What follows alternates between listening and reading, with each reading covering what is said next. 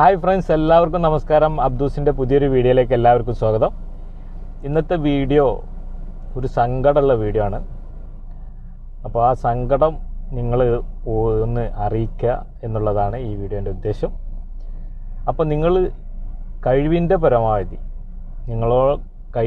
പരമാവധി ഇന്നത്തെ അവസ്ഥയിൽ എല്ലാവർക്കും ബുദ്ധിമുട്ടാണെന്നറിയാമെങ്കിലും കഴിവിൻ്റെ പരമാവധി ഞാൻ പറയുന്ന ഈ വീഡിയോ കാണുന്ന ഈ അഡ്രസ്സിനെ സഹായിക്കണം എന്നൊരു അഭ്യർത്ഥനയാണ് നിങ്ങളോട് മുന്നോട്ട് വെക്കുന്നത്. അതുപോലെ തന്നെ ഈ വീഡിയോ എല്ലാവരും ഒന്ന് ഷെയർ ചെയ്ത് എല്ലാവരിലേക്കും എത്തിക്കുക.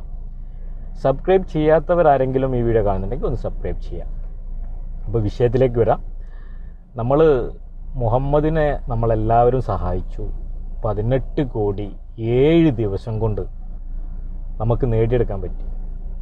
അതിൽ ഒരാൾ അല്ലെങ്കിൽ 2 ആൾ എന്നുള്ളതല്ല, ഈ കേരളക്കര മുഴുവനും ആ കുട്ടിക്ക് വേണ്ടി പ്രാർത്ഥിക്കുകയും സഹായിക്കുകയും സഹകരിക്കുകയും അതുപോലെ തന്നെ ഒരുപാട് വീഡിയോസ് ഷെയർ ചെയ്യുകയും കാണുകയും കണ്ടിട്ടും ഷെയർ ചെയ്തിട്ടും അങ്ങനെ ഒരുവിധം ആൾക്കാരെ എല്ലാവരും സഹായിച്ച ഒരു കുട്ടി, ഒരു മോന് മുഹമ്മദ്.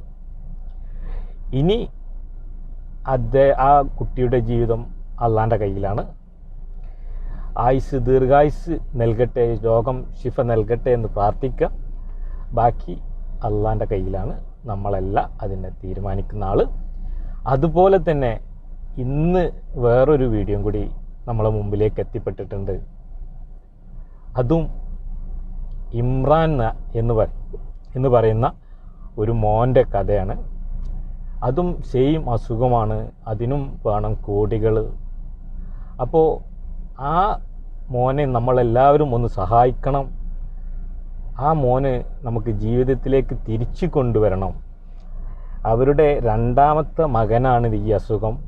ആദ്യത്തെ കുട്ടി ഇതേമാതിരി അസുഖം വന്ന് മരിച്ചതാണ്.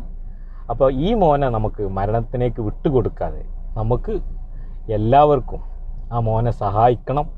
ആ സഹായിക്കാനുള്ള അഡ്രസ്സും നമ്മുടെ MLA പറയുന്ന വോയിസും ഞാൻ ഈ വീഡിയോൻ്റെ കൂട്ടത്തിൽ വെക്കുന്നുണ്ട്. എല്ലാവരും ആ മോനെ സഹായിക്കണമെന്ന് അഭ്യർത്ഥിച്ചുകൊണ്ട് നിർത്തുന്നു. നന്ദി, നമസ്കാരം. പ്രിയമുള്ള സഹോദരങ്ങളെ, വലമ്പൂർ സ്വദേശിയായ ഇമ്രാൻ എന്ന് പറയുന്ന 6 മാസം പ്രായമുള്ള കുട്ടി വളരെ ദയനീയമായ ഒരു രോഗത്തിന്, വിചിത്രമായ രോഗത്തിന് കീഴടങ്ങി ചികിത്സ തേടുന്ന ഒരു സാഹചര്യമാണുള്ളത്. സ്പൈനൽ മസ്കുലാർ അട്രോഫി എന്ന വളരെ അപൂർവമായി ബാധിക്കുന്ന ഈ രോഗത്തിന്റെ ചികിത്സക്ക് നമുക്ക് എല്ലാവർക്കും അറിയുന്ന പോലെ 18 കോടി രൂപ ചികിത്സക്ക് ചെലവ് വരുന്ന സാഹചര്യമാണ്. ഈ കുട്ടിയെ നമുക്ക് സഹായിക്കണം.